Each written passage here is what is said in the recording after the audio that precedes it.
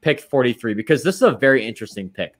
I've seen a lot of rumors saying that the 49ers may trade up in the draft. I've seen a lot of rumors saying that the Niners might trade back in the draft with 43. I want to hear what you have to say for this. So there's a lot of options there. Eric, in your opinion, what's the best situation for 43, considering if the board plays out how you think it would play out in the real draft? Yeah, pick 43.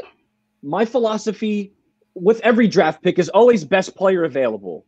Now, cornerback does feel like the biggest need, in my opinion. I mean, we are one Jason Verrett injury or Emmanuel Mosley injury away from starting Dante Johnson. And I don't think any Niners fans want to be in that scenario. So I've been scouting these cornerbacks, and that's who I'm eyeing with pick 43. You got a guy, I mean, my dream corner at 43 would be Greg Newsome from Northwestern, but I don't expect him to be there. Another guy that I love, and yes, he's had the back injury, Caleb Farley. Now, what came to my mind when I heard he was having this back surgery was a basketball player, Michael Porter Jr., who was a phenomenal player who had the same back surgery and slipped in the draft. And now I bet you there's at least 6 or 7 teams that regret who they picked ahead of Michael Porter Jr.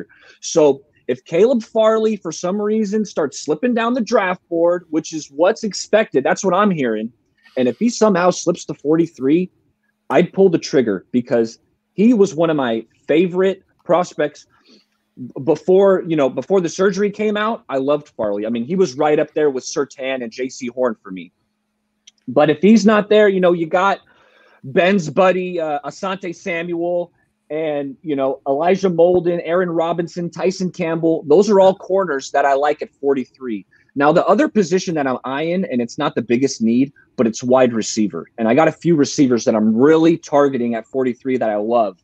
And that would be some guys like, if Rashad Bateman is there, I don't expect him to be there. I love Rashad Bateman. That guy is so polished. He's phenomenal. I will say I have heard reports that he could definitely fall in the first round because apparently scouts are way lower on him than fans are. You know what? And he was listed as 6'2", and he measured as 6 foot. So there's some things, that scouts might not like about that. Couple other guys, Kadarius Toney, if he slips, that's the perfect slot. But I don't think he's going to be there. The 2 more realistic players that I love at wide receiver at pick 43 is Diami Brown and Elijah Moore. Both those guys, phenomenal slot receivers. I think they're polished, and they can start day one. We can put them in the slot. If Debo gets hurt again, these are phenomenal receivers. Absolutely. Jesse, what you have to say about 43 or anything you want to build off of from Eric? Yeah, so for me, the positions of need that I have that are probably the most pressing on this team would be tackle, wide receiver, quarterback, interior O-line, and corner. And that would be the order that I would actually put it in. So for me, I would love to go corner with that round 2 pick. The guy that I would like that I think is realistically going to fall to us, and I think that he is actually the best nickel corner in this draft, is Aaron Robinson out of UCF.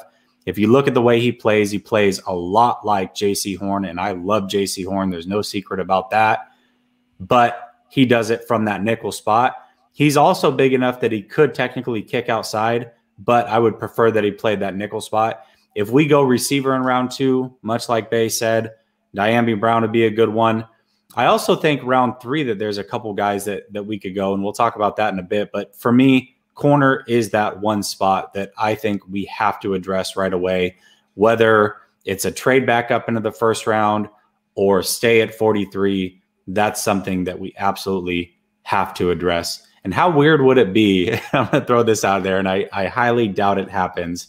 But wouldn't it be funny if we traded back up in the first round and got that last pick from Tampa Bay and made Jimmy Garoppolo the backup once again to Tom Brady and gave them that 43rd pick as well?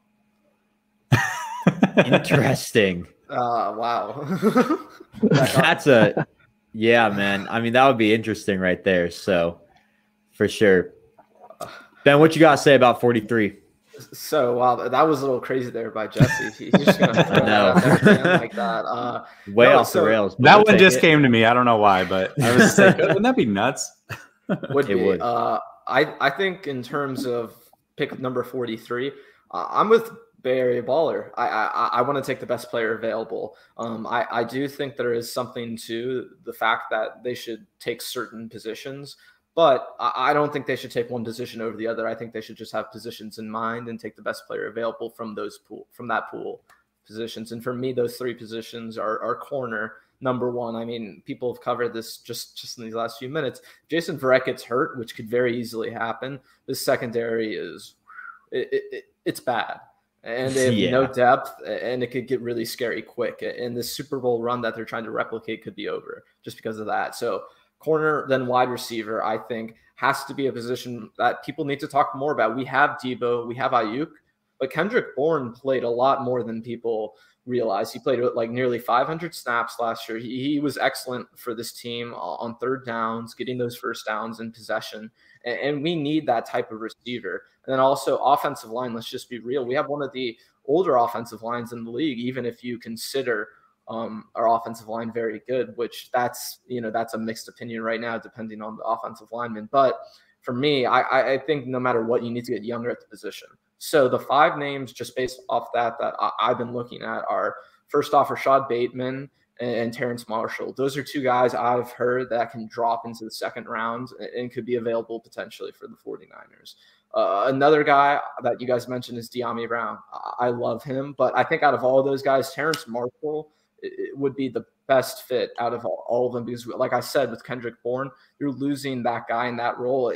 And with Terrence Marshall, he's Kendrick Bourne plus. He's better, and he's going to add a different dynamic to this offense with Debo, with Ayuk, and you don't have to rely on those guys as much. So I'd be really excited for someone like that. But if we're talking about corner, I got to talk about my guy out of Florida State, Asante Samuel Jr.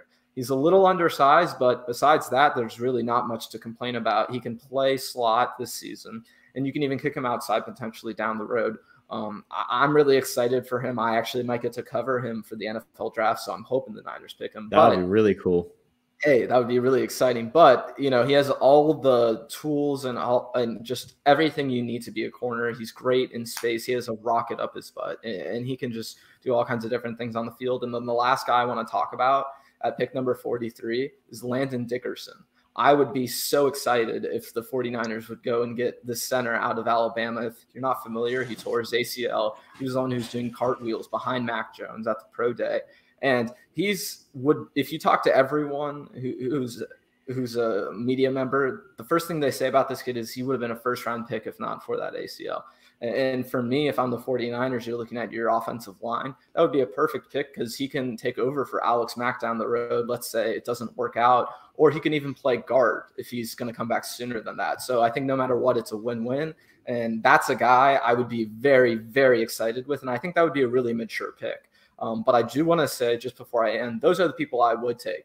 I think Kyle could also take a running back because let's be real, Kyle does like to invest in running backs. He just hasn't done it since Joe Williams in the draft. So, I think they're going to try and invest in that position in some way. So I don't want to take a running back, but if we're talking about it, Michael Carter is awesome out of UNC. Travis Etienne might be there. So I'd be excited for either of those players. But I think overall we're going to have a really good option at 43 no matter what. I think there's still going to be a lot of good players there, especially with how weird this year is. I think teams are going to take advantage of that, and I just hope the Niners are one of those teams.